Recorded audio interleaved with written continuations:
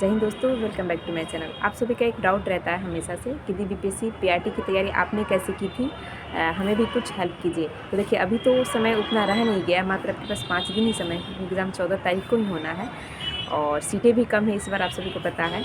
तो आपको थोड़ा सा ज़्यादा मेहनत करने की ज़रूरत थी। वैसे तो टाइम बहुत कम मिला, लेकिन उम्मीद है कि जो भी समय मिला आपने उसको अच्छे से यूटिलाइज़ किया होगा और आपने जो भी आपसे हो सका होगा उतना प्रयास किया होगा और अपने पढ़ाई को दिया होगा।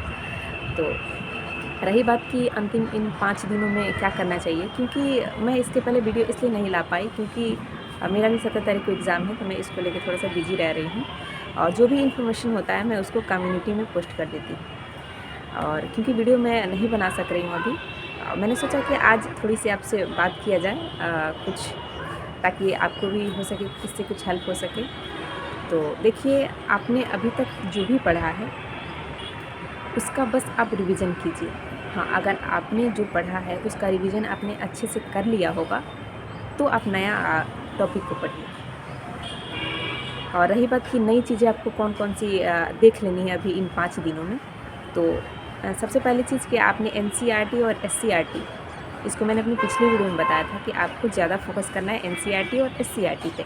एनसीईआरटी से भी ज़्यादा आपको एससीईआरटी पे फोकस करना है और लगभग आपको 10th क्लास तक के एनसीईआरटी एससीईआरटी को देख लेना है। इसके लिए आप यूट्यूब पे बहुत सारे चैनल्स हैं, जैसे ऑफिशियल एकेडमी पे के चैनल पे भी इसके बहुत सारे मैराथन क्लास पड़े हैं। तो TRE 1.0 के लिए भी मतलब बनाया गया था, तो वो सारे वीडियोज़ हैं, अभी भी बनाए जा रहे हैं, तो आप वहाँ से देख सकते हैं। उम्मीद है कि आपने देखा भी होगा, अगर नहीं देखे हैं तो आप उसे देखिए। और जो भी एनसीईआरटी एससीईआरटी के मैराथन देखिए, उसको कम से कम आप एक वीडियो को 2 बार देखिए, क्योंकि उतना समय नहीं है कि आप 2 से ज़्यादा बार देखोगे। उसे 2 बार देखिए और उसका PDF एक बार पढ़ जाइए। इससे क्या होगा कि 100% चीज़ें तो आप कवर नहीं कर पाओगे, लेकिन फिर भी आप 75 से 80% आपको याद रह जाएगा। और दूसरी चीज़ कि आपने प्रैक्टिस सेट लगाया होगा अभी तक, जो भी, या फिर लगा भी रहे होंगे। आप एग्ज़ाम के एक दिन पहले तक प्रैक्टिस सेट लगा सकते हो, इसमें कोई दिक्कत नहीं है। प्रैक्टिस सेट लगाने से ये फ़ायदा होता है कि आपको नए नए क्वेश्चंस मिलते हैं, और क्योंकि कोई भी मतलब ऐसा नहीं है कि जो 100 में 100 सही कर पाए। हाँ, ऐसे कुछ परसेंट लोग होंगे भी कि शायद कर लें, लेकिन मुझे नहीं लगता है कि घर में भी अगर आप प्रैक्टिस सेट लगा रहे हो तो 100 में 100 क्वेश्चन सही कर पाओ। 100 में 100 कहने का मतलब ये कि ऐसे तो 120 नंबर का एग्ज़ाम आपको होना है और 30 हिंदी इंग्लिश का होना है। 100 में 100 कहने का मतलब कि जितना क्वेश्चन आपको दिया जाता है उतना आप सही कर पाओ। गलतियाँ तो होती ही हैं, तो वही जो क्वेश्चन आपको गलती होता है वो क्या होता है कि यहाँ तो प्रैक्टिस सेट में आप गलती करते हो, फिर से आप उसका एनालिसिस पढ़ते हो तो आपको याद हो जाता है। तो कोई भी प्रैक्टिस सेट अगर आपने लगा लिया है या फिर आप अभी भी लगाओगे, तो प्रैक्टिस सेट लगाने के बाद आप उसका एनालिसिस पहले अच्छे से पढ़िए, और पढ़ने के बाद जो क्वेश्चन आपसे गलत हो गया उसे कम से कम 2 से 3 बार पढ़िए, और जो क्वेश्चन आपने सही भी किया है, आपसे सही भी हुआ है, उसे आप एक बार दोबारा भी पढ़ लीजिए। तो ऐसे क्या होगा कि वो सारे मतलब उसमें के मैक्सिमम चीज़ें आपके दिमाग में रह जाएंगी। तो ये सारी प्रैक्टिस सेट की बातें हो गई। और दूसरी चीज़ कि आपको नए नए कौन से टॉपिक अभी पढ़ लेने हैं, क्योंकि ये ज़्यादा नहीं है, आपको 1-1 घंटा के क्लास होते हैं, इसे आप देख लेंगे तो ये आपको काफ़ी मतलब बेनिफिशियल रहेगा आपके लिए। जैसे कि जितने भी समाज सुधारक हुए हैं अभी तक, वो मतलब उनका जन्म कहाँ हुआ था, वो बेसिकली कहाँ के रहने वाले थे।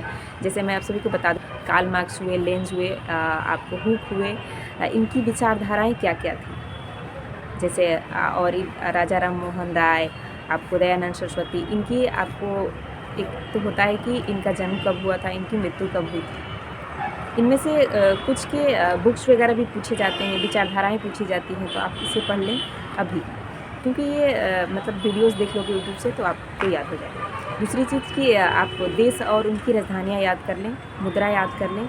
ये 1-1 घंटा की वीडियोस होती हैं, आप इसे देख लोगे। कुछ ट्रिकी वीडियो होती हैं, उसे भी आप देख सकते हो, तो याद रह जाएगा। तो इसके बाद जितने भी स्टेट हैं उनकी स्थापना, वो भी डेट और मंथ वाइज, क्योंकि इसमें क्या होता है कि जैसे मान लीजिए 4 आपको स्टेट का नाम दे दिया जाएगा और आपको इसे क्रम से जमाने बोला जाएगा कि यानी किसकी स्थापना पहले हुई थी, या तो असेंडिंग ऑर्डर या फिर डिसेंडिंग ऑर्डर में आपको सजाने की रीति दिया जाएगा। अगर आपको सभी के स्थापना दिवस याद होंगे तो ही आप इसे कर पाओगे। तो ये सारी चीज़ें हो गई। और उसके बाद जितने भी फेमस चेहरे हैं, जैसे चाहे वो स्वतंत्रता सेनानी हुए, समाज सुधारक हुए, इन सारे मतलब पर्सन्स के आप डेट ऑफ बर्थ याद कर लें और इनकी मृत्यु तिथि भी याद कर लें। क्योंकि ये इससे भी आपको एक क्वेश्चन पूछने का चांस रहता है। खेल से रिलेटेड जो भी शब्दावलियाँ होती हैं और पुरस्कार होते हैं उन्हें भी आप देख लें, क्योंकि ये सारी चीज़ें जो होती हैं इनसे 1-2 क्वेश्चन बनने के चांसेस रहते हैं। तो इस अंतिम दिनों में आप इसे इंक्लूड कर सकते हैं, जो आपके लिए काफ़ी हेल्पफुल रहेगा। ये अंतिम दिनों में आप इसे प्रैक्टिस कर लें 4 से 5 दिनों में। और मैथ के भी क्वेश्चन आप लगातार प्रैक्टिस करें।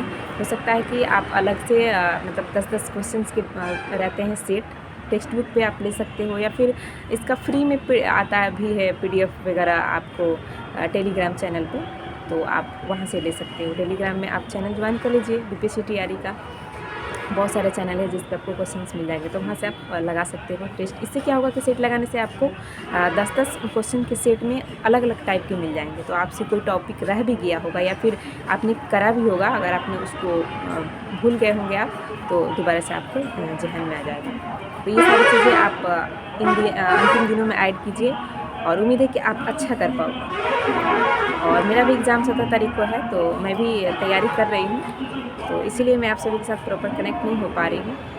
तो आप पढ़िए और आपका एग्ज़ाम अच्छा नहीं बहुत अच्छा जाएगा। Okay, thank you.